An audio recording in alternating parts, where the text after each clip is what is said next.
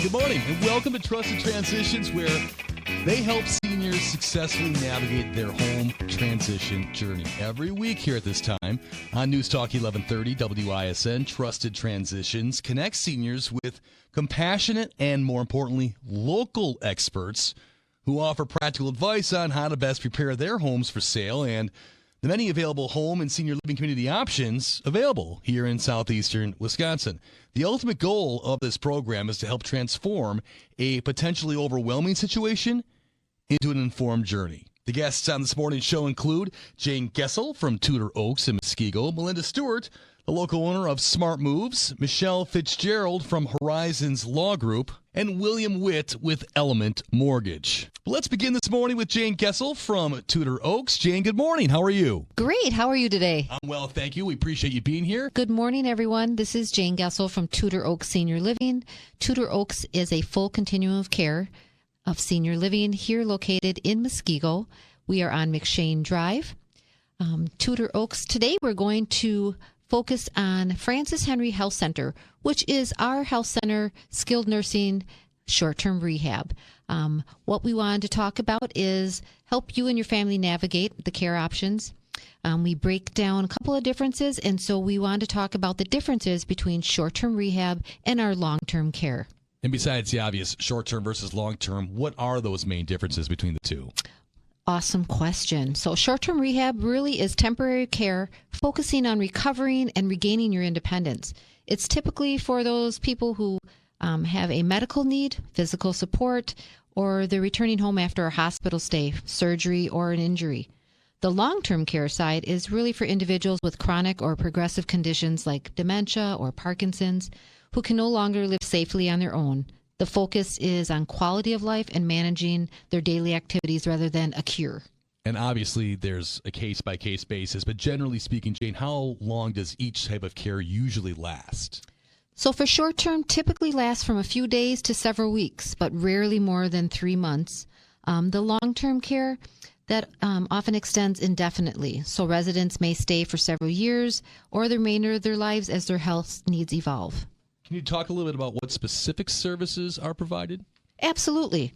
So for rehab at Tudor Oaks, we really emphasize intense therapies, including physical therapy, occupational therapy, and speech therapy. The idea is to restore that function. They also provide wound care, medication management. On the long-term side, at Tudor Oaks, we really focus on more of the custodial care. So helping those residents with their activities of daily living, like bathing, dressing, and eating. And then they can also provide 24/7 nursing, supervision, and social activities. Can you move from one to the other? Absolutely. If a patient is in short-term rehab and they do not meet their recovery goals or their condition worsens, they may transition into a long-term care plan with in the same facility. This is dependent on several things such as their care needs, bed availability, and obviously their funding sources. What's the goal of short-term rehab? Is it then to get to long-term, or is it basically coming out of long-term care? The goal of short-term rehab, basically the primary focus is to help regain strength and mobility and daily living skills that you need to function on your own.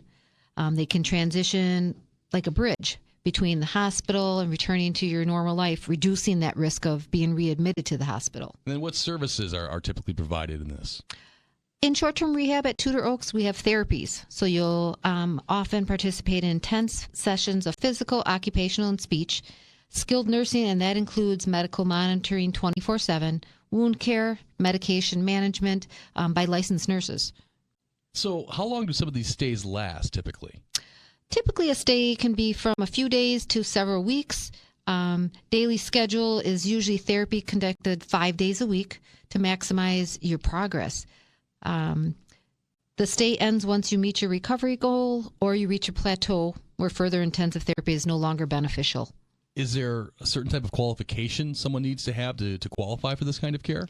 Absolutely. So it needs to be a medical necessity. Typically, it's a doctor certifying that you require daily skilled nursing or therapy.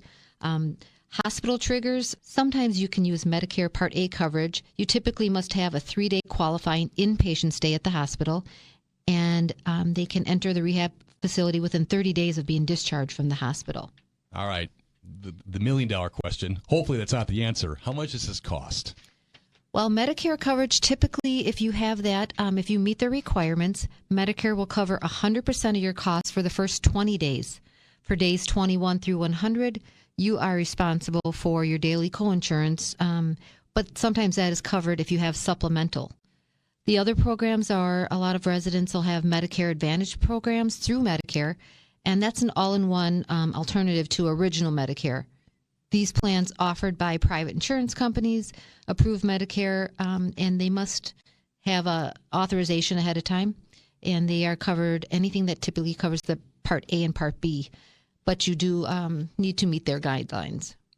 Jane Gessel from Tudor Oaks in Muskego. Fantastic information as always. If someone would like to learn more, what's the best way to get in contact with you? Please reach out to us at Tudor Oaks. You can find us on the website at www.tudoroaks.net, or please simply give us a call at 414-529-0100. Thank you and have a great week. Jane, you as well. Appreciate you being here. We'll have more of Trusted Transitions next on News Talk 1130 WISN.